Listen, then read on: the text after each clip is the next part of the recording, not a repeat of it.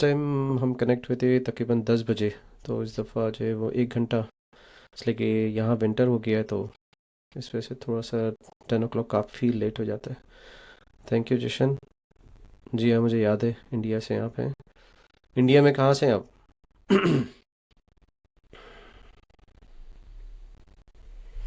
Amritsar. Welcome.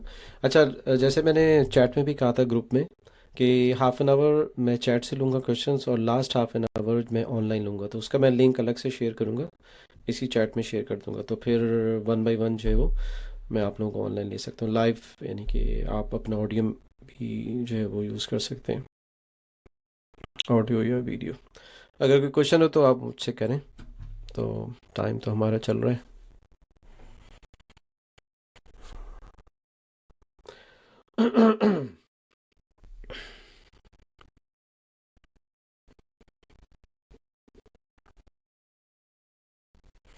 अच्छा, जशन का question है कि काफ़ी जॉब्स अप्लाई कर रही हैं कि लेकिन इनका जो है वो फीडबैक नहीं आ रहा है, रिस्पॉन्स नहीं आ रहा है।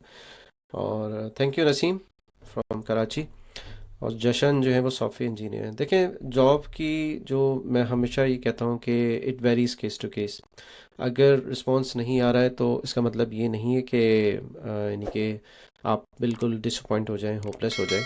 अपनी कोशिश जारी रखें और बेहतर से बेहतर करने की कोशिश करें, यानी कि जो कमियां आपको लग रही हो सकता है कि आपकी जो सीवी है वो जॉब डिस्क्रिप्शन के मुताबिक नहीं है, उसमें कुछ इम्प्रूवमेंट की ज़रूरत है, या जो आप कवर लेटर है या जो सीवी का फॉर्मेट है वो थोड़ा सा इम्प्रूव किया जा सकता है।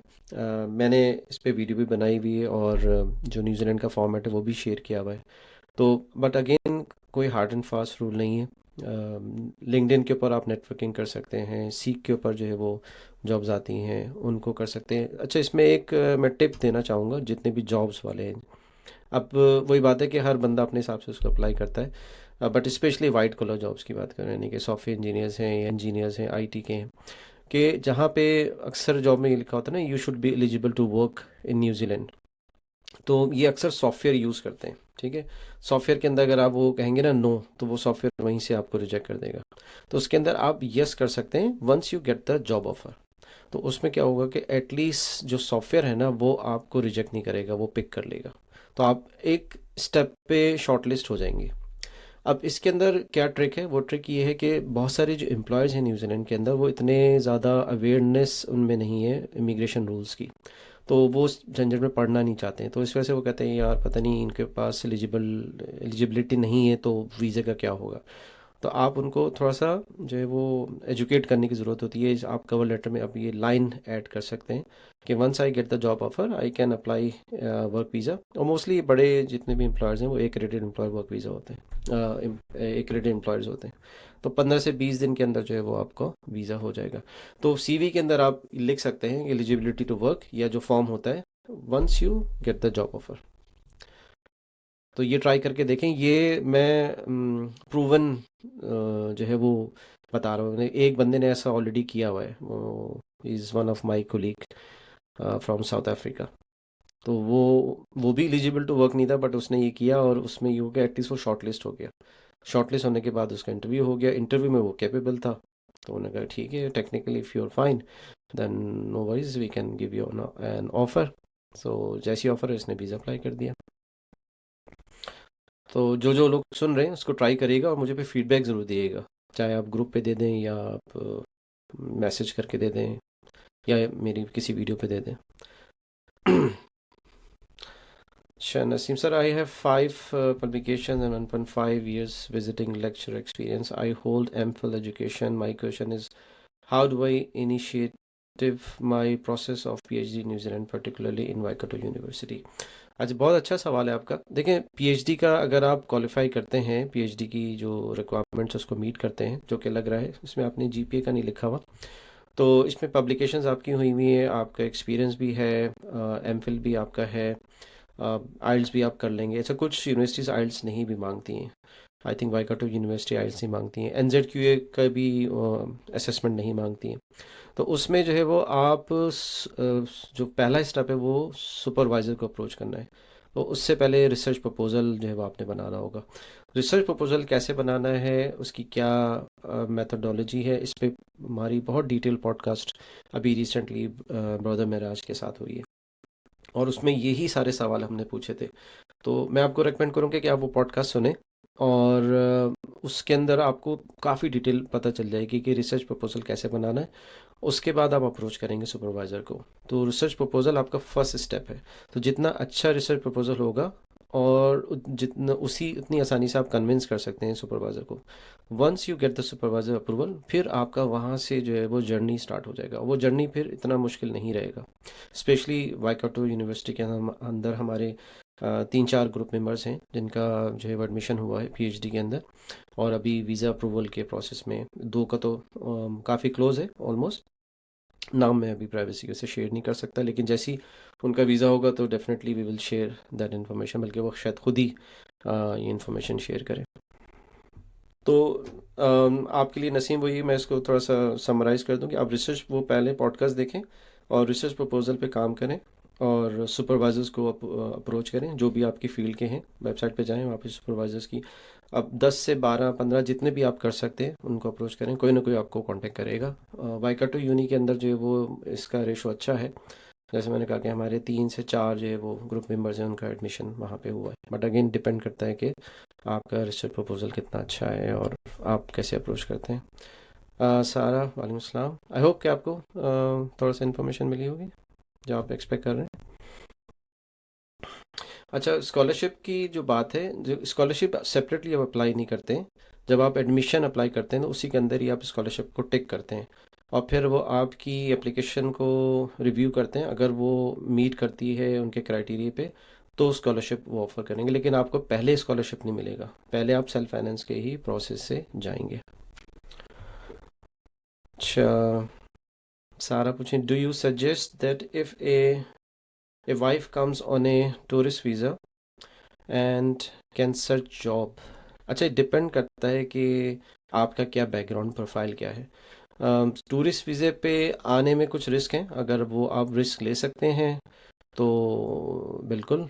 इसलिए अगर आपके पास इसके अलावा कोई और ऑप्शन नहीं है, लेकिन उसमें सबसे पहला रिस्क ये है कि मनी और टाइम, और प्रोफाइल आपकी क्या है। यानी कि आप फॉर एग्जांपल अगर आप आईटी बैकग्राउंड से हैं, नेटवर्क सिक्योरिटी, साइबर सिक्योरिटी, या ऐसी जो जिसकी डिमांड है, और आप यहाँ पे किसी को जानते हैं, कोई नेटवर्किंग है आपकी, जहाँ की लोकल जो यहाँ पे ग्रुप्स हैं, व्हाट्सएप ग्रुप हैं, या किसी को कम्युनिटी मेंबर को आप जानते हैं, तो उससे फ़ायदा होगा आपको कि वो नेटवर्किंग आपकी स्टार्ट होगी। वरना अगर आप खाली आके यहाँ से जॉब सर्चिंग स्टार्ट करेंगे तो टाइम लगेगा। इसलिए कि देखिए, 2 से 3 महीने तो लगते हैं प्रोसेस को। आप अप्लाई करना शुरू करेंगे, फिर कुछ जगह से आपको कॉल आएगी, आप शॉर्टलिस्ट होंगे, तो ये 1 to 2 मंथ का प्रोसेस है।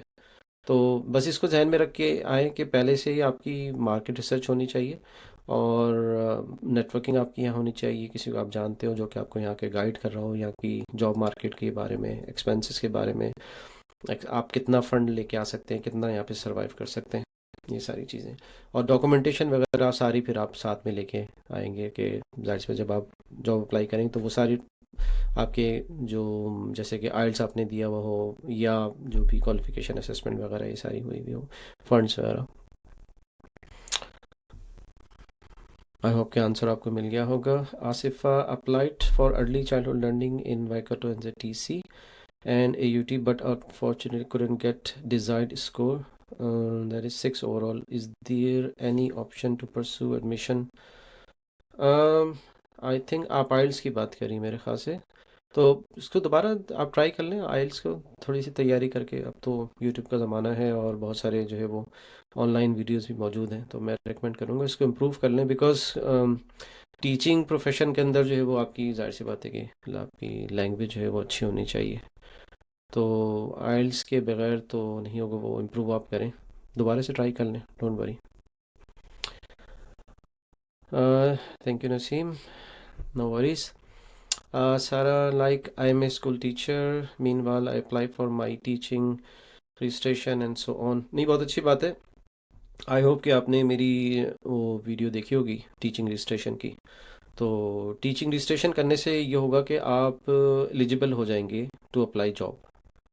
और जैसे कि ईसीई में भी ही, प्राइमरी में सेकेंडरी में भी जो है वो शॉर्टेज है। तो ठीक है, go for it. I think मेरी तरफ से जो आपको हेल्प चाहिए, कोई सजेशन है तो yes, I am always available WhatsApp पे भी। और वैसे लाइव सेशन जो है वो हम, उसका मकसद भी यही होता है कि इमीडिएट जो है वो लोगों को एडवाइस मिल जाए। अच्छा, Jashan, NZ dollar has been rising recently, do you have any idea what will be the expected rise by this financial year, what is the reason behind it? Reason मुझे तो नहीं पता, मे बी ये tariff की वजह से हो, इसलिए कि सारी इकॉनमीज जो है वो स्ट्रगल कर रही हैं। तो आई थिंक आप शायद इंडिया से हैं, तो मेरे ख्याल से ये टैरिफ के चक्कर है जो, जिसकी वजह से ये जो डिस्टरबेंस आ रही है आपके फॉरेक्स के अंदर भी, ट्रेडिंग के अंदर भी। बाकी मैं तो कुछ नहीं कह सकता कि कहाँ तक जाएगा, ये वेरी करता है, कभी ऊपर चले जाता है, कभी नीचे चले जाता है। बट ये एक काफ़ी सीरियस कंसर्न है। एक हमारी मेंबर्स के साथ ऐसा हुआ था कि उन्होंने फ़ंड सबमिट कराए थे, बैंक स्टेटमेंट फॉर वीज़ा। तो जब सबमिट कराई थी एप्लीकेशन, पीएचडी एडमिशन की बात कर रहा हूँ, तो उस वक्त वो मीट कर रहे थे जितने भी फंड्स, इसलिए कि फ़ंड्स आपको एनजे डॉलर में दिखाने होते हैं। और उस दौरान जो है वो जो करेंसी कन्वर्जन रेट था वो कम हो गया, तो फिर उन्होंने रिप्लाई किया कि नहीं, you don't have enough funds. तो अब वो जो है वो एक्स्ट्रा फंड जो है वो जमा करा रहे हैं, उनको चांस दिया है।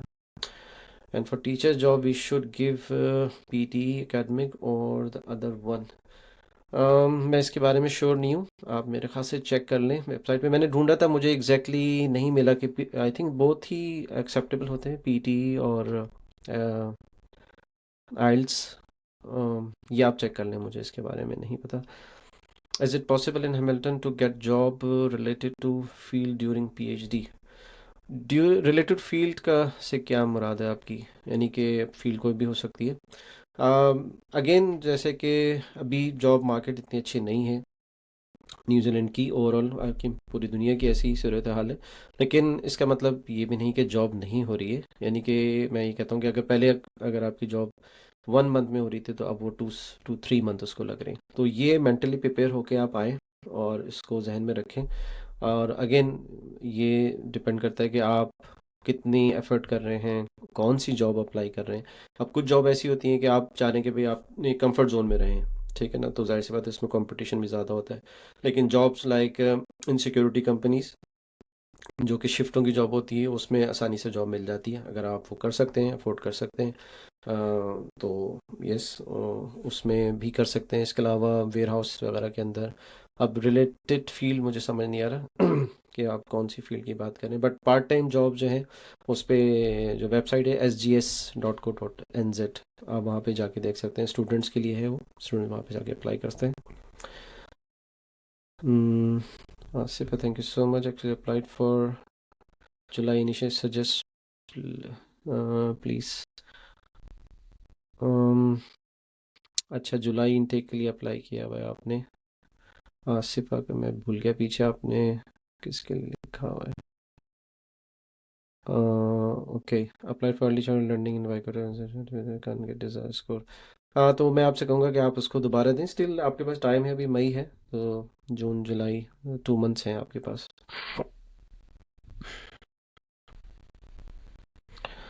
Okay, Ayan, sir, I have a MS degree in linguistic without thesis with 2.8 GPA. Could you please check the feasibility for taking admission in PhD? अच्छा, 2.87 थोड़ी सी कम है। एक मिनट होल्ड करें, मैं मैंने लिखा हुआ है इसमें, मुझे CGPA जो है मैं भूल जाता हूँ इसकी रिक्वायरमेंट्स। Just minute.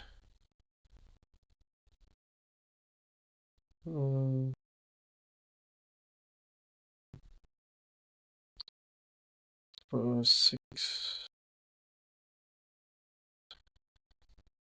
ये मैं आपको, आप मुझे अलग से मैसेज करिएगा ग्रुप पे मैसेज आप कर सकते हैं, मैं फिर आपको उसका आंसर देता हूँ। मुझे इसको रिव्यू करना पड़ेगा। दूसरा है कि आप थोड़ा सा डिटेल में मुझे मैसेज करिएगा, तो मैं फिर आपको एसेस करके बताता हूँ आपकी पीएचडी की। अच्छा, बहुत सारे लोग शायद नहीं जानते होंगे कि मैं 1-to-1 जो है वो जो ऑनलाइन सेशन है वो प्रोवाइड करता हूँ। पेड है, but I think it's worth it जो करना चाह रहा है। तो ग्रुप पे मैं जो है वो मैंने शेयर किया हुआ था, और जो व्हाट्सएप चैनल है वहाँ पे भी शेयर किया हुआ था लिंक। तो हाफ एन आवर का वो सेशन होता है, तो उसमें जो है वो आप बिल्कुल कस्टमाइज 1 to 1 जो है वो गाइडेंस आपको मिल जाती है। तो जो लोग वो चाह रहे हैं तो वो ये जो है अपॉइंटमेंट बुक कर सकते हैं मेरे साथ सेपरेटली। और वैसे मेरी एक पूरी टीम भी है, जिसमें और भी कुछ पीएचडी स्टूडेंट्स हैं, पास आउट हैं। तो हम उनके साथ मिलकर काम करते हैं, और जो अपना प्रोसेस पूरा हमसे करवाना चाह रहे हैं तो हम वो सर्विसेज भी देते हैं, जिसमें पीएचडी एडमिशन के प्रोसेस है, उसमें रिसर्च प्रपोजल की गाइडेंस है, प्रिपरेशन है, और एडमिशन है, और बाकी वीज़ा प्रोसेसिंग, वो सारी चीज़ें। बट वो एक सेपरेट है इससे। तो जो वो लेना चाहे तो वो मुझसे सेपरेटली मैसेज कर सकता है व्हाट्सएप के ऊपर। अच्छा, सिविल इंजीनियरिंग फील्ड, सिविल की जॉब्स हैं, अभी मार्केट उठ रही है आहिस्ता आहिस्ता, इसलिए कि सिविल की फील्ड डायरेक्टली रिलेटेड है आपके हाउसिंग से, हाउसिंग मार्केट से। तो हाउसिंग मार्केट थोड़ी थोड़ी जो है वो ग्रेजुअली मूव कर रही है। बट वही कि ये जैसे ही करना शुरू हुआ तो टैरिफ का सिलसिला आ गया, तो वो फिर दोबारा स्टैग्नेंट हो गई है। लेकिन ये कि सिविल की जॉब में अगर आप प्रोजेक्ट मैनेजमेंट में आते हैं, या आपकी डिज़ाइनिंग की, इसलिए रिसेंटली अभी हमारे जो है वो एक फ्रेंड थे, सिविल इंजीनियर थे, तो उन्होंने जॉब उनको मिल गई। बट वही बात है कि वो he was here on open work visa, तो he was eligible to work. तो उनको तकरीबन आई थिंक 2 मंथ्स लगे, 2 to 3 मंथ्स। लेकिन ये कि वो उनको मिल गई अपने जॉब। तो वही सिविल के अंदर अगर आपकी अच्छी प्रोफाइल है तो आपको मिल सकती है, बट ओवरसीज़ और यहाँ में फ़र्क है, ये आप जहन में रखिएगा। जशन पूछें सर, अगर पीजी सर्टिफिकेशन करते हैं 6 मंथ का, देन अगर वर्क परमिट अप्लाई करते हैं, सो क्या 6 मंथ एनजी स्टे कर सकते हैं? अच्छा, पोस्ट ग्रेजुएट डिप्लोमा लेवल 8 है। तो लेवल 8 में जितनी आपकी क्वालिफिकेशन का ड्यूरेशन है, उतना ही वर्क परमिट आपको मिलेगा। तो 6 मंथ है तो 6 मंथ का ही पोस्ट स्टडी वर्क वीज़ा मिलेगा आपको। ठीक है, अगर जॉब नहीं लगी तो, अच्छा, पोस्ट स्टडी वर्क वीज़ा के ही मैंने अपनी वीडियो में भी बताया था कि ये एक दफ़ा ही आप अटेम्प्ट कर सकते हैं। अगर आपने उसको यूटिलाइज़ कर लिया, चाहे वो 6 मंथ का हो या चाहे 1 ईयर का हो, आप दोबारा उसको रिन्यू नहीं कर सकते। ठीक है ना? तो इसका ख्याल रखिएगा, तो जब भी आप क्वालिफ़िकेशन सेलेक्ट करें तो उसका ख्याल रखिएगा कि पोस्ट स्टडी वर्क वीज़ा जो है वो आपका इतना हो कि उसके अंदर आपको जॉब मिल जाए। 6 मंथ थोड़ा सा रिस्की है, but I would suggest 1 year. अच्छा, अभी मैं आपको ये ग्रुप में चैट में लिंक शेयर करता हूँ, जिसमें आप मैं फ़र्स्ट टाइम ट्राई कर रहा हूँ, तो आप उसमें ऑनलाइन भी आ सकते हैं। जस्ट अ मिनट,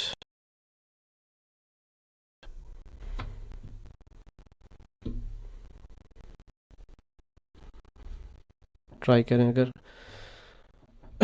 इस लिंक को शेयर करके, तो उसमें कि आप अपने जो फेस टू फेस हमारी चैट हो सकती है।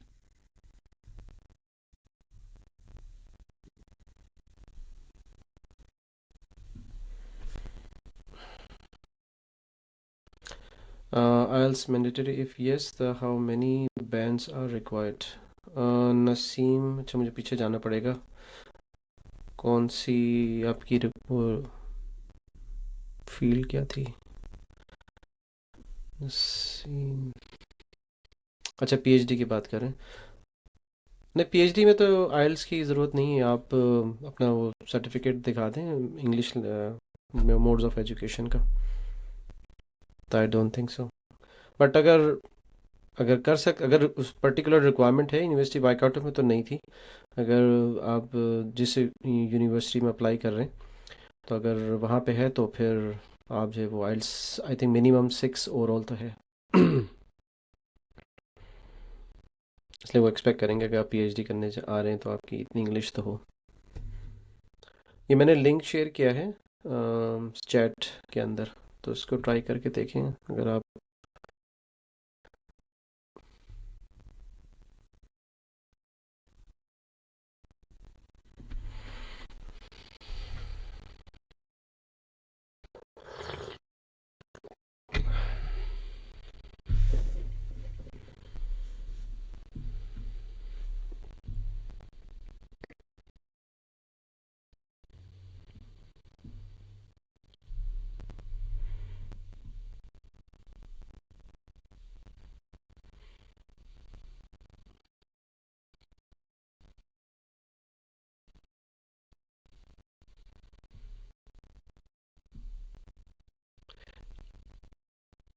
ये आपको चैट में लिंक मिला ज़रा, मुझे चेक करके बताएं।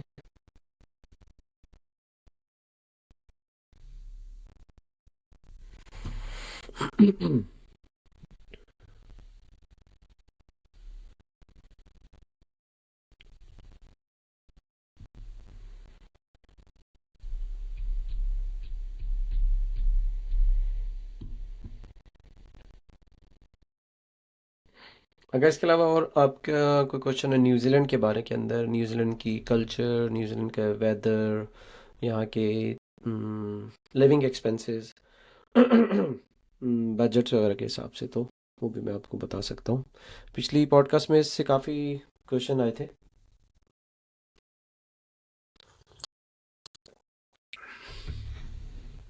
इसलिए कि चूँकि बहुत दूर है ये, तो बहुत सारे लोगों को आइडिया नहीं है कि भाई यहाँ पे लिविंग लिविंग एक्सपेंसेस क्या हैं, या जैसे मुस्लिम्स होते हैं तो उनका एक हलाल का कंसर्न होता है, या देसी कम्युनिटी है इंडिया पाकिस्तान की, तो उनका कम्युनिटी रिलेटेड क्वेश्चंस होते हैं कि यहाँ पे वो कम्युनिटी है या नहीं, क्या स्टाइल है लिविंग, यू नो।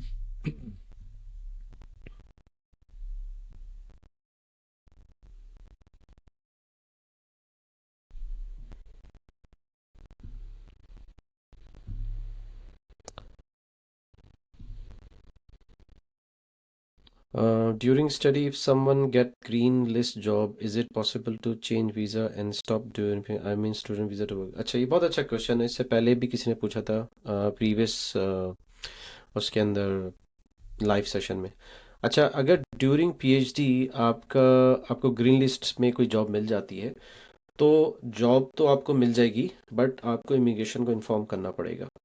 अब ये इमिग्रेशन के ऊपर है कि वो आपका वीज़ा कैसे टैकल करे, इसलिए कि फर्स्ट तो आप आए थे स्टूडेंट वीज़े पे, तो आपका जो स्टूडेंट वीज़ा है वो पीएचडी प्रोग्राम कैंसिल नहीं होगा, वो होल्ड हो जाएगा, लेकिन आपको ख़त्म करनी पड़ेगी। इसलिए कि वो फिर कॉन्ट्रडिक्ट करेगा ना आपका जो वीज़ा है। बट आपको इन्फॉर्म करना पड़ेगा जो इमिग्रेशन को। तो मे बी इमिग्रेशन जो है वो आपको ये कहेगी ठीक है आप जॉब करें, बट आप अपनी पीएचडी भी कंप्लीट करें। तो अभी तक मेरी नज़र से ऐसा कोई गुजरा नहीं जिसको ड्यूरिंग पीएचडी जो है वो ग्रीन लिस्ट में जॉब मिल गई और then they converted into work visa. वैसे आप वर्क वीज़ा 40 आवर्स काम कर सकते हैं, देयर इज़ नो हार्म। लेकिन अगर ग्रीन लिस्ट में करेंगे तो फिर आपका वर्क वीज़ा चेंज हो जाएगा। फिर आप एक तरीका हो सकता है कि आप उसी में देखिए, इसलिए कि जो पीएचडी जो वीज़ा है, स्टडी वीज़ा, ये असल में वर्क वीज़ा ही है, बिकॉज आप इस पे फुल टाइम काम कर सकते हैं। तो अगर एम्प्लॉय एग्री है आपको जशन मैं आपको लेता हूँ एक मिनट।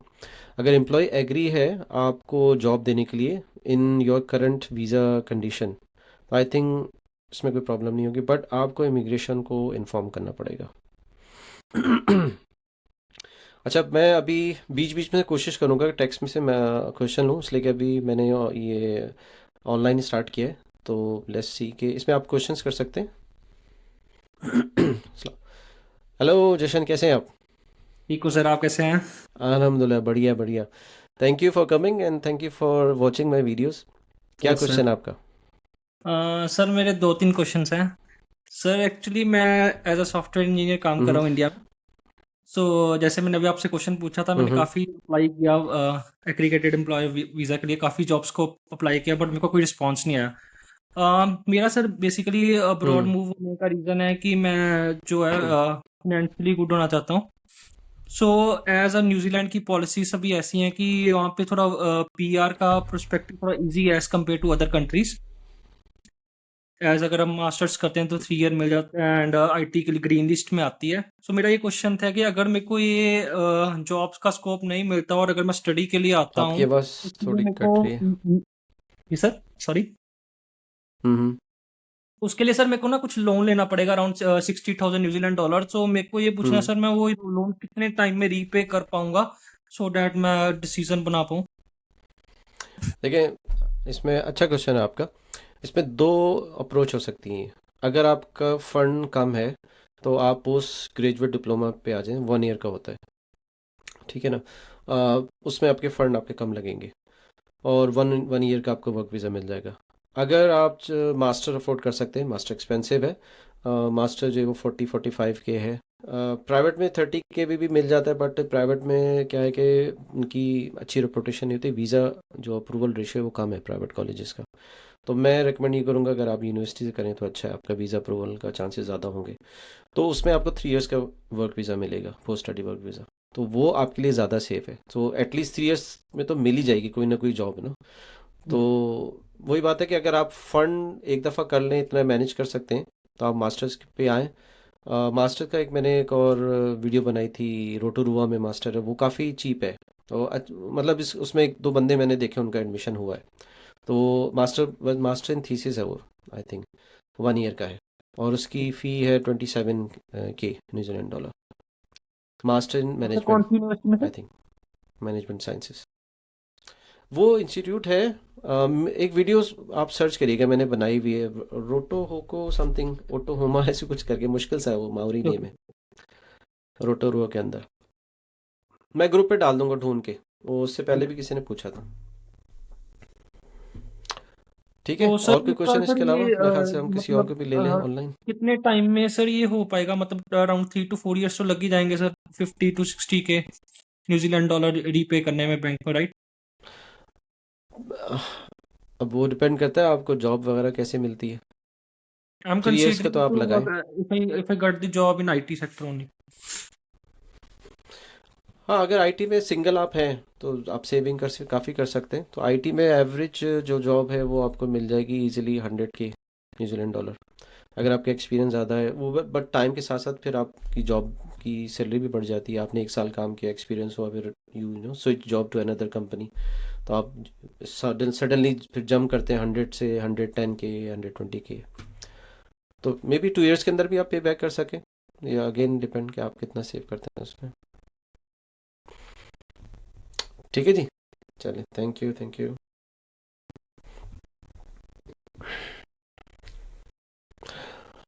अच्छा, अच्छा, हम क्वेश्चन सब यहाँ से लेते हैं। एम खान, अच्छा, कोई ऑनलाइन अगर आना चाह रहे हैं तो मैंने लिंक ऊपर शेयर किया है, आप वो क्लिक करके आ सकते हैं online. Means face to face chat कर सकते हैं, audio. M Khan sir, I was applying on Seek and getting rejection. I have almost have 5 years of experience in power generation. What could be the reason, as I was always making sure that I have high ATS score as well? अच्छा, power generation का experience अच्छा experience माना जाता है। Power distribution हो गई, electrical engineering हो गई, प्रोजेक्ट मैनेजमेंट हो गई। अब ये डिपेंड कर रहा है कि आप जॉब हंटिंग कैसे कर रहे हैं। आप खाली सीख पे कर रहे हैं तो समटाइम वही, जैसे मैंने कहा कि जो सॉफ्टवेयर स्कैनिंग कर रहे होते हैं, तो उसमें अगर आपने फॉर्म में लिख दिया कि I am not eligible to work, तो वहीं से वो रिजेक्ट कर देगा। तो मैंने अभी ऊपर बताया था, पता नहीं आप लाइव थे या नहीं थे, कि उसके अंदर आप यस कर सकते हैं, और सीवी में आप ये कर सकते हैं, yes if I get the job offer. तो एटलीस्ट आप शॉर्टलिस्ट हो जाएंगे, शॉर्टलिस्ट होकर नेक्स्ट लेवल पे चले जाएंगे। दूसरा है कि पावर जनरेशन की जो कंपनीज़ हैं उनकी वेबसाइट पे आप जाके अप्लाई करें, और उनके जो लोग हैं उनको लिंक्डइन पे कनेक्ट करें। मैं 3-4 नाम ले लेता हूँ। उसमें एक जेनेसिस एनर्जी है, एक आपकी मरकरी है, एक आपकी कॉन्टेक्ट एनर्जी है। 5 जनरेशन कंपनीज़ हैं न्यूजीलैंड के अंदर जो कि पावर जनरेट करती हैं। इसके अलावा डिस्ट्रीब्यूशन कंपनीज बहुत सारी हैं, तकरीबन 27 पावर डिस्ट्रीब्यूशन कंपनीज हैं। तो उसमें भी आप जो है वो गूगल पे भी सर्च कर सकते हैं, पावर को करके है, वन नेटवर्क्स है, वेक्टर है, और इलेक्ट्रिकल इंडस्ट्री में डाउनर कंपनी है, वेंटिया है, बहुत सारी है। तो आप इनकी वेबसाइट पे भी जाके वहाँ पे भी अप्लाई कर सकते हैं, नेटवर्किंग करें इनके साथ। तो अगर आप जैसे कि आपका 5 years का एक्सपीरियंस है और रेलिवेंट एक्सपीरियंस है, तो आपको जॉब का इतना मुश्किल नहीं होगी। आई होप कि आपको आंसर मिल गया होगा। अ, अच्छा, इमिग्रेशन का वही है कि ये जितनी भी इंजीनियरिंग है, इलेक्ट्रिकल, मैकेनिकल, ये सब ग्रीन लिस्ट में आती है। तो once you get the job offer, तो आप इमीडिएटली अप्लाई कर सकते हैं। तो आपका जो है वो तकरीबन फिर आप क्यू में चले जाएंगे, तो जो भी प्रोसेस लगता है 7 to 8 months के अंदर आपका रेजिडेंसी हो जाएगा।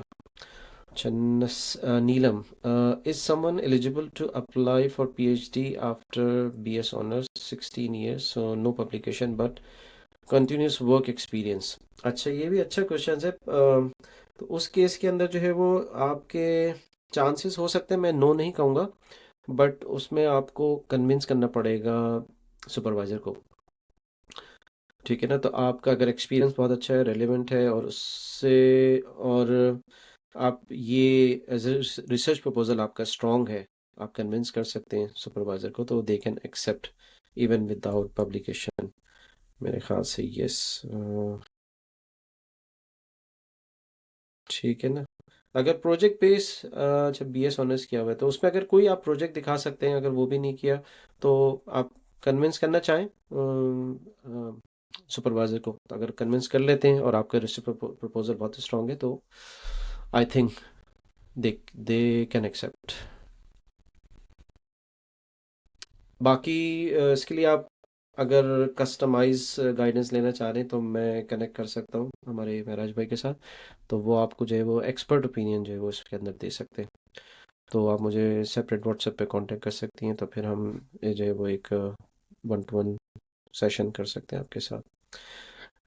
Gohar, is there a requirement in the financial plan to ensure the total amount of stay in New Zealand 40K for 2 years to be there as an evidence in a supporting document? जी हाँ, financial plan के अंदर जो है वो आपने plan ही यही है कि आपने ये बताना है कि जो रिमेनिंग 2 और 2nd और 3rd ईयर की जो एक्सपेंसेस हैं और फी है वो आप कहाँ से कवर करेंगे। या तो आप फंड दिखाएं, या जो आपके जो स्पॉन्सर हैं, जो गारंटर हैं, उनके अकाउंट में इतना पैसा हो, या आपकी कोई ऑन गोइंग इनकम आ रही हो आपकी या आपके गारंटर की, वो रेंटल प्रॉपर्टी से कोई इनकम आ रही हो या कोई डिपॉजिट किया हो कोई फंड, तो इतना वो होना चाहिए आपके पास या आपके गारंटर के पास। ठीक है ना? तो या तो रखा हुआ हो या वो एक्यूमुलेट हो रहा हो, सेव हो रहा हो सेविंग अकाउंटों पे, आप कहेंगे अभी अभी इतना है और यानी कि 2 इयर्स और 3 इयर्स में इतना हो जाएगा, तो मैं इस तरह कवर जो है वो करूँगा अपनी 2nd या 3rd ईयर की फीस एंड एक्सपेंसेस। तो वही बात है कि डॉक्यूमेंटेशन आपकी बहुत स्ट्रांग होनी चाहिए, मैं सबको यही कहता हूँ। Documentation is the key for success, because आप बैठे हुए ओवरसीज़ और सुपरवाइज़र बैठा हुआ इधर, या जो भी है आपके इमिग्रेशन ऑफिसर, तो आपकी डॉक्यूमेंटेशन जो है वो रिप्रेजेंट करेगी आपको। जितना क्लैरिटी आपकी डॉक्यूमेंटेशन में होगी, जितना जेन्युइन आप लिखेंगे, कन्विंस करेंगे, जहाँ भी उनको लगेगा कि यार ये कहानियाँ कर रहे हैं और इफ़ देन बट एल्स वाली चीज़ है, तो उसमें जो है वो फिर चांसेस उनके नहीं होंगे, आपके नहीं होंगे।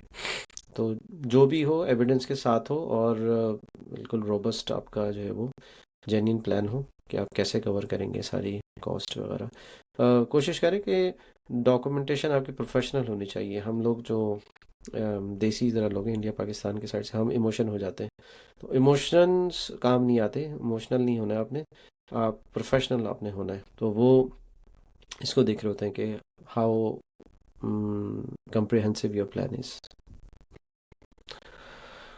ऑलराइट, इसके अलावा अगर किसी का क्वेश्चन हो और कोई अगर ऑनलाइन आना चाह रहा हो तो मैंने ऊपर लिंक शेयर किया हुआ है, मैं दोबारा कर देता हूँ, जस्ट मिनट।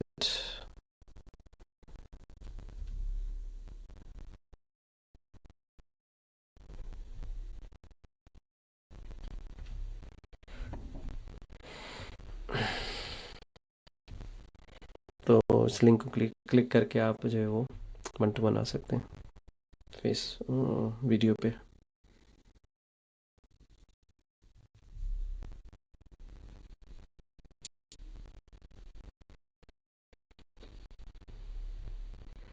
अच्छा, इस दफ़ा काफ़ी कम लोग हैं, मैं एक्सपेक्ट कर रहा था ज़्यादा, मे बी मैंने नोटिस इतना ज़्यादा नहीं दिया, या टाइमिंग का मसला है। लास्ट टाइम ही हमारा संडे था, तो उसमें तो काफ़ी लोग थे, तो अगर टाइम सूट नहीं करे तो हम इसको फिर बढ़ा भी सकते हैं। अभी मैंने 9 PM किया था, तो हम इसको और आगे भी रख सकते हैं, यानी कि न्यूजीलैंड का 10 PM तो पाकिस्तान का 3 PM हो जाएगा और इंडिया का 3:30 PM।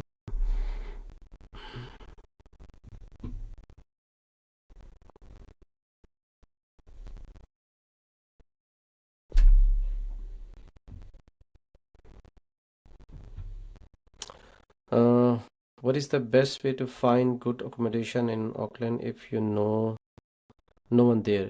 If you know no one there, okay. अच्छा क्वेश्चन है। देखिए, अकोमोडेशन पे भी मैंने एक वीडियो बनाई हुई थी, वो भी आप देख सकते हैं जाके। दूसरा है कि दो तीन तरीके हैं। एक तो आप फेसबुक से भी चेक कर सकते हैं, Facebook market place, but problem उसमें ये होता है कि आप फेसबुक वहाँ से कनेक्ट कर रहे होंगे तो आपको यहाँ का नहीं दिखा रहा होगा। दूसरा है कि आप ट्रेडमी की वेबसाइट पे जाएं। ट्रेडमी की वेबसाइट में भी ये कि बाहर बैठ के एक्सेस नहीं होता है, लेकिन अगर आप प्रॉक्सी वगैरह वो यूज़ करें सर्वर, तो यहाँ के आईपी के थ्रू आप एक्सेस कर सकते हैं। अ, दो तो ये तरीके हैं। दूसरा, यूनिवर्सिटी की जो अकोमोडेशन है वो आप टेम्परेरी तौर पे ले सकते हैं, 2 हफ्ते के लिए, 3 हफ्ते के लिए। और उस दौरान पे जब आप यहाँ पे आ जाएं तो फिर आप जो है वो बाहर शिफ्ट हो जाएं। तो जब यहाँ पे आ जाएंगे तो फिर आपको दूसरी अकोमोडेशन लेना आसान हो जाएगी। या आप यानी कि हमारे ग्रुप के थ्रू या दूसरे और कोई ग्रुप हैं उनमें कनेक्ट हो जो यहाँ के लोकल स्टूडेंट्स हैं, तो वो फिर आपकी हेल्प कर सकते हैं अकोमोडेशन फाइंड करने के अंदर। नेटवर्किंग जो है वो आपकी बेहतरीन होनी चाहिए इसके अंदर, और इसी वजह से जो है वो मैं सबको इनकरेज भी करता हूँ। और ये प्लेटफॉर्म का मकसद भी यही है, जो व्हाट्सअप हमारा ग्रुप है, कि आप उसमें नेटवर्किंग करें, एक दूसरे की हेल्प करें। कोई आगे है कोई पीछे है, तो ये स्टार्ट हुए हुए 1 साल से ज़्यादा हो गया, तो वो जो लोग जिन्होंने 1 साल पहले स्टार्ट किया था वो अभी बिल्कुल फाइनल स्टेजेस में कुछ पहुंच चुके हैं यहाँ पे। तो वो जो है वो पीछे वालों की फिर हेल्प करते हैं और फीडबैक शेयर करते हैं, तो उससे ज़ाहिर सी बात है फ़ायदा होता है। अच्छा। अच्छा, मेरे ख्याल से लोगों को शायद ये ऐप का इशू हो रहा है, आई डोंट नो, इसलिए कि अभी एक जशन तो कनेक्ट हुए थे ऐप के थ्रू, इसलिए कि मैं भी पहली दफ़ा ही यूज़ कर रहा हूँ। ट्राई दोबारा करें आप, मेरे ख्याल से आसिफा।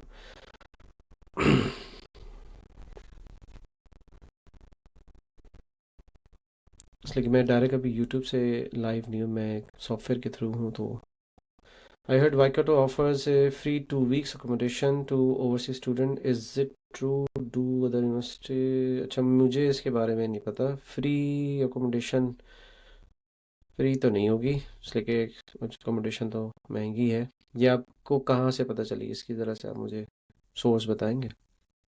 इसलिए कि अभी 2-3 हमारे स्टूडेंट्स हैं जो कि ढूंढ रहे अकोमोडेशन, अगर ऐसा होता तो फिर उनको भी मिल जाती। तो आप ये बताएं आपको ये कहाँ से, इसकी सोर्स क्या है इन्फॉर्मेशन की। वेबसाइट पे तो मेरे ख्याल से ऐसा कुछ नहीं है।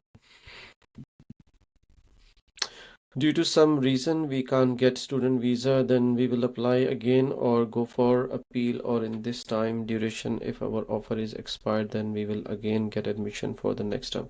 अच्छा, ये अच्छा क्वेश्चन है।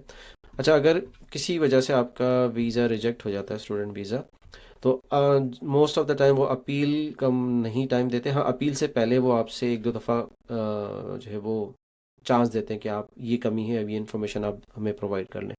उसकी बेस पे देखा तो यही क्या है, मुझे मेरा जो एक्सपीरियंस है उसमें आपको फ़ौरन रिजेक्ट नहीं करते हैं। आपको वो रीज़न पहले बताते हैं कि भाई ये चीज़ हमें कम लग रही है, अगर आप जो है वो ये प्रोवाइड कर देंगे तो हम आप प्रोसीड करेंगे, वरना हम डिसीजन ले लेंगे सो एंड सो डेट पे। लेकिन इन केस आपका रिजेक्ट हो गया है तो आपको दोबारा अप्लाई करना पड़ेगा। अपील वो फिर वो नहीं देते हैं।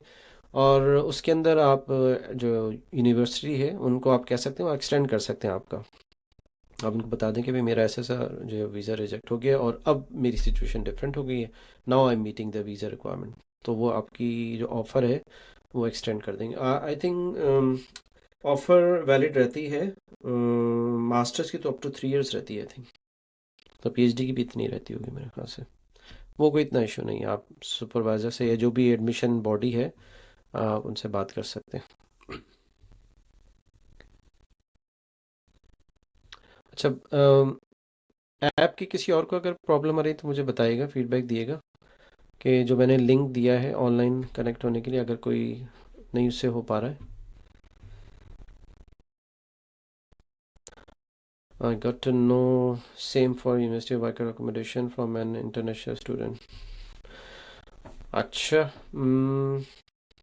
अगर ऐसा है तो उनसे फिर पूछें कि प्रोसेस फिर क्या है उसका। जाहिर सी बात है वो अप्लाई आपको करनी पड़ेगी। तो अगर वो 2 वीक्स का फ्री अकोमोडेशन दे रहे हैं तो उनसे ये भी पूछें कि प्रोसेस उसका क्या है, ताकि बाकी लोगों को भी फ़ायदा हो, वो भी इससे बेनिफिट हासिल कर सकें।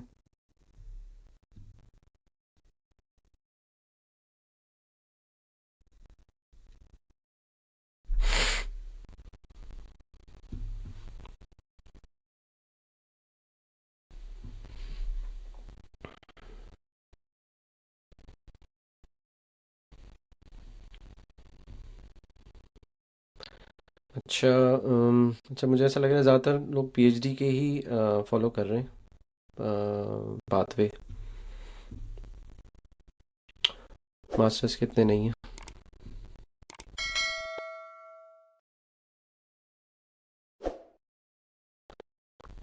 हाँ। ओके। अच्छा, अगर मैं इसको करीब कर लूँ तो मे बी। हम्म। अच्छा, लिंक जो वो एक मैंने एक चैट में लिंक दिया है, ये नीलम से मैं कह रहा हूँ, वो उसमें आप इसमें कनेक्ट हो सकती हैं थ्रू ऑडियो वीडियो चैट उसके लिए, कन्वर्सेशन के लिए वो ट्राई करके देखें। इसलिए कि लाइव जो पिछला लाइव सेशन था उसमें कुछ लोगों ने रिक्वेस्ट की थी कि जो आप लाइव भी लें लोगों को ना ऑनलाइन, तो उसमें कि ज़्यादा इंटरेक्टिव रहता है और इजी भी है क्वेश्चंस करना, rather than typing message in the chat. तो इस वजह से जो है वो।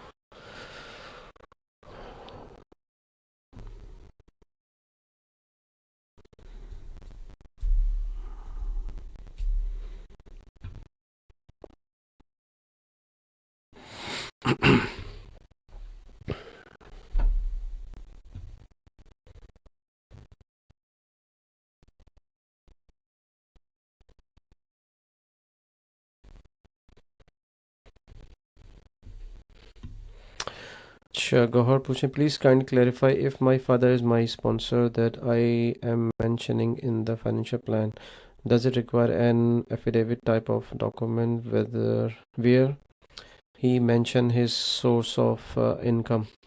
जी हाँ। जो स्पॉन्सर के लिए ये रिक्वायर्ड है कि उनको सोर्स ऑफ इनकम जो है वो शो करनी पड़ेगी कि ये जो फंड है उनके पास कहाँ से आया है। ये स्पॉन्सर हो चाहे आपके, कोई भी फंड आप शो कर रहे हैं तो उसकी सोर्स जो है वो पूछेंगे, और आपके पास ही पहले से एविडेंस वगैरह होना चाहिए। एफिडेविट तो ज़्यादा अच्छा है, थोड़ा सा लीगल और प्रोफेशनल लगता है। और उसमें एक और मैं आप बताता चलूँ, ये अभी रिसेंटली एक स्टूडेंट के साथ हुआ था। उन्होंने अप्लाई कर दिया है, तो इमिग्रेशन ने एक सवाल किया था उनसे कि आप ये भी शो करें कि ये जो स्पॉन्सर्स का जो फंड है, ये that fund should be accessible by you. कि भाई फंड तो है, बट क्या वो फंड आपको देंगे भी जब आपको ज़रूरत होगी। तो वो भी एफिडेविट के ऊपर आप ही लिखवाएं कि भाई ये फ़ंड, मतलब फ़र्स्ट ऑफ ऑल कि वो स्पॉन्सर हैं आपके, और this fund will be accessible by you whenever it is required for to cover your second third year expenses and fees. Bank statement, बिल्कुल बैंक स्टेटमेंट भी आपने साथ में ऐड करना है, लेकिन बैंक स्टेटमेंट ही तो शो करेगा कि फंड्स हैं उनके अकाउंट्स में। I have already maintaining my statement, show evidence of 1 year. नहीं, बहुत अच्छी बात है। बैंक स्टेटमेंट जितना क्लीन होगा आपका, और मैं सबको यही सजेशन देता हूँ कि 3 मंथ्स की तो रिक्वायरमेंट वो करते हैं, रिक्वायर करते हैं आपकी बैंक स्टेटमेंट की, बट 6 मंथ हो तो ज़्यादा अच्छा है अगर आप उसको मेंटेन कर रहे हैं। इसलिए कि वो यही देखते हैं इमिग्रेशन के आप फाइनेंशियली कितने स्ट्रांग हैं और कितना जेन्युइन फंड है। ये कोशिश ट्राई नहीं करेगा कि एकदम से एक डंप करें बड़ी अमाउंट, वो नेगेटिव इम्पेक्ट होता है आपके केस के ऊपर। तो उसको ग्रेजुअली मेंटेन करें। अगर आप प्लान कर रहे हैं कोई बड़ी अमाउंट, तो उसको 3 मंथ्स दें फिर आपको at least. So does the portal for online application provides option for so many documents? Does the portal for online application provides option for so many documents? Honestly मैंने नहीं देखा इसको। आप मे बी, या ग्रुप अगर हैं तो ग्रुप पे मैसेज कर सकते हैं, तो हमारे बहुत सारे स्टूडेंट्स हैं, बट मेरे ख्याल से होता होगा, इसलिए कि डॉक्यूमेंट्स आपने बहुत सारे अपडेट करने हैं, तो portal definitely allow you to upload. अच्छा, हमारे पास 7 मिनट्स रह गए हैं खाली, तो अगर किसी का कोई क्वेश्चन हो तो मोस्ट वेलकम।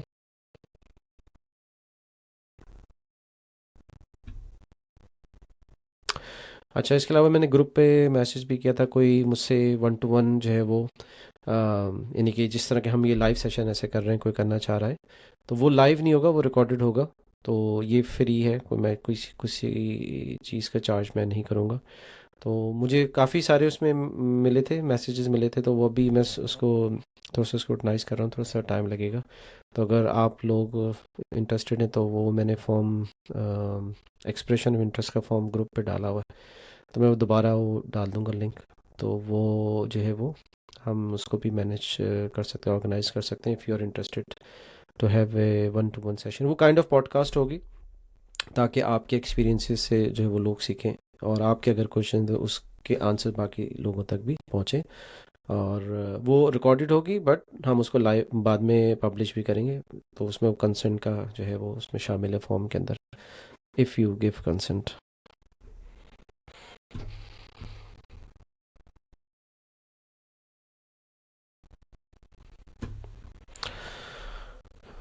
ऑलराइट। अच्छा, how can we get the accommodation before coming to New Zealand outside the university? You informed in your video about share accommodation, how we booked और take it without visiting the premises। अच्छा, अच्छा question है। अच्छा, problem ये कि यहाँ पे कोई भी अकोमोडेशन लेते हैं तो उसके अंदर आपको व्यू करना पड़ता है, और जो लैंडलॉर्ड है वो आपको यानी फिजिकली ही वांट्स टू सी। तो उसमें ये कि जो यहाँ पे रह रहा है, आपने किसी से कांटेक्ट करना है तो वो आपकी बिहाफ के ऊपर व्यू कर सकते हैं प्रॉपर्टी को, या वो आपके लिए फाइंड कर सकते हैं प्रॉपर्टी। इसके अलावा और कोई मेथड नहीं है। तो वही बात है कि नेटवर्किंग आप जितनी करें, जितने लोगों से यहाँ पे कोशिश करें कि यहाँ पे कोई स्टूडेंट हो जिससे आप कनेक्ट करें। मैंने काफ़ी लोगों को कनेक्ट करवाया है, जो मेरे उसमें होते हैं कनेक्शन में। तो ग्रुप के थ्रू मुझसे कांटेक्ट करते हैं, फिर यहाँ पे जो लोकल स्टूडेंट्स हैं मैं उनके साथ कनेक्ट कर देता हूँ, तो फिर वहाँ से वो उनकी फर्दर हेल्प करते हैं। एक तो यूनिवर्सिटी अकोमोडेशन हो गई, अगर वो नहीं आप चाह रहे तो फिर दूसरा ये फ्लैटमेट जो लोकल नेटवर्किंग के थ्रू होगा। Thank you Gauhar. आप लोगों से बस अप्रिसिएशन मिलती है, और तो कुछ नहीं है। मेरा तो हमेशा यही कोशिश होती है कि जितने ज़्यादा से ज़्यादा लोग जो है वो फ़ायदा उठाएं। अगर मुझे कुछ पता है या मेरी कोई नॉलेज है और उससे किसी को फ़ायदा हो सकता है तो वाई नॉट। और ये सिलसिला चलना चाहिए, कंटिन्यू रहना चाहिए। और यही एम है, यही मिशन है। तो जितने लोग जो है वो जुड़ते चले जाएंगे, कनेक्ट होते चले जाएंगे, एक दूसरे को हेल्प करते चले जाएं आप, तो सबसे अच्छी बात है। अच्छा, हमारे पास से वो 3 मिनट्स हैं। 3 मिनट्स के अंदर अगर कोई क्वेश्चन करना चाहे।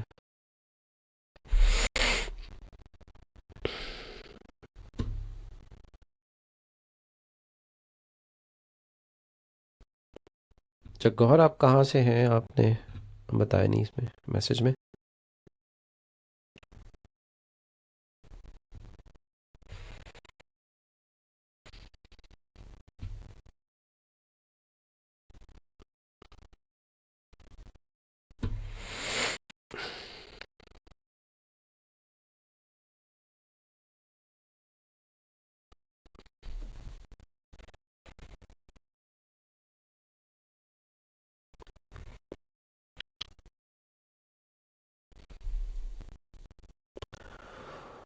ऑलराइट, सो अगर कोई क्वेश्चंस फ़िलहाल नहीं है तो हम इसको जो है वो एंड कर सकते हैं, अपनी लाइव सेशन है। और अगर आई होप कि आप लोग सब मेरे चैनल पे आपने सब्सक्राइब किया हुआ होगा, अगर नहीं है तो वो भी कर लें, ताकि मेरी जो है वो वीडियोस आप फर्दर देख सकें। और काफ़ी सारे टॉपिक मैंने फाइंड करके रखे, उन पे कुछ बन गई हैं, कुछ बनानी है। बाकी एक ग्रुप के ऊपर आप क्वेश्चंस कर सकते हैं।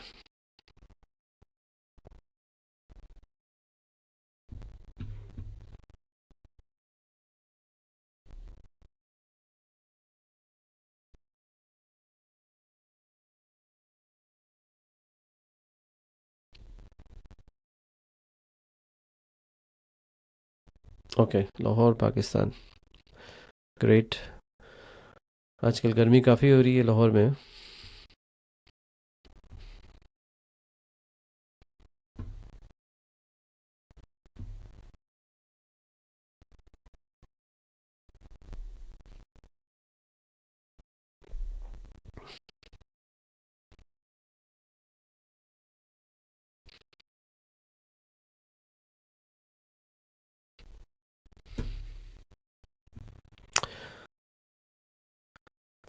चलें, मेरे ख्याल से थैंक यू वेरी मच जो लोग आए ऑनलाइन, और आप लोगों का भी जो है वो शुक्रिया। और आई होप कि कोई सजेशंस हो, कोई फीडबैक हो तो ज़रूर दीजिएगा। ग्रुप पे भी दे सकते हैं, यहाँ पे भी दे सकते हैं, और यूट्यूब पे भी दे सकते हैं, ताकि जो है वो मैं भी इम्प्रूव कर सकूं। कुछ चीज़ें तो मैंने की नहीं नोट डाउन, वो करनी है टाइम के साथ साथ। पहले माइक नहीं था तो माइक हो गया है, अभी थोड़ा सा कैमरे पे भी काम करना है। आप लोगों को पता है कि मेरा ये फुल टाइम नहीं है, तो उसमें से टाइम निकालना पड़ता है। But any suggestions is more than welcome. किसी भी हवाले से, टॉपिक से, पर्टिकुलर टॉपिक पे अगर आप कोई इन्फॉर्मेशन चाह रहे हैं, कोई वीडियो चाह रहे हैं। एक मेरे जहन में था कि मैं एक यहाँ की जो लिविंग एक्सपेंसेस हैं, स्पेशली ग्रॉसरी की, उसकी एक वीडियो मैं बनाऊँ, यानी कि रियल, यानी कि जाके मैं बस वो ज़रा सा उसमें टाइम मुझे नहीं मिल पा रहा है, ताकि आपको वो यहाँ के एक्सपेंसेस का अंदाज़ा हो कि ग्रॉसरी आइटम के क्या रेट है, ताकि आप बजटिंग जो है वो आसानी से कर सकें। One last question: is an average 200 per week for accommodation Auckland a good? Auckland के अंदर अकोमोडेशन ज़रा सी महंगी है, बट वही बात है कि डिपेंड करता है कि आप कौन से सबब में रह रहे हैं। अगर आप यूनिवर्सिटी के करीब अच्छा सबब है, तो उसमें मेरे ख्याल से आपको 200 से ऊपर मिलेगी, जिसके अंदर इलेक्ट्रिसिटी और इंटरनेट और ये सब शामिल होगा। 250 आप करके रखें फ्लैट मेट अकोमोडेशन ऑकलैंड के अंदर। 200 में आपको हैमिल्टन में मिल जाएगी, लेकिन ऑकलैंड में आई थिंक 250।